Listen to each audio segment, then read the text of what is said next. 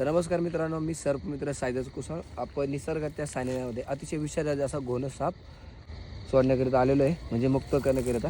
तर जाताना तुम्ही बघा एकदा कशा पद्धतीने दिसतंय. बरेच वेळा लोक ह्याला अजगराचं पिल्लू म्हणून पकडण्याचा प्रयत्न करत असतात. आता तुम्ही पाहू शकता हा कशा पद्धतीने दिसतोय, एकदा पाहू शकता तुम्ही. हा अजगर नसून घोणस जातीचा असा एक विषारी साप आहे. बघू शकता तो कशा पद्धतीने तुम्हाला दिसतोय.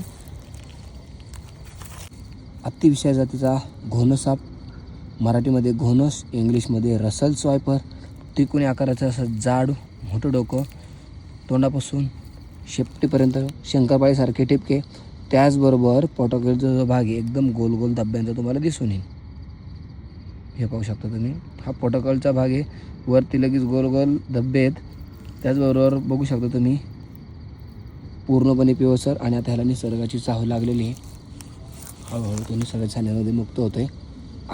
अजगरचं पिल्लं म्हणून या सापाला कुणीही पकडण्याचा प्रयत्न करायचा नाही.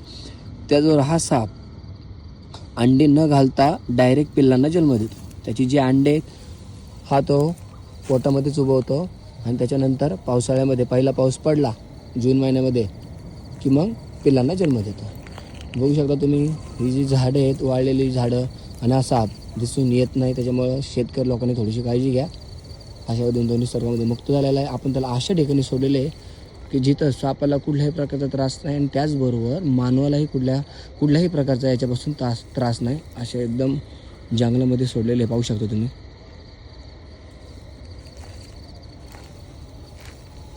गेला बघा कशा पद्धतीने.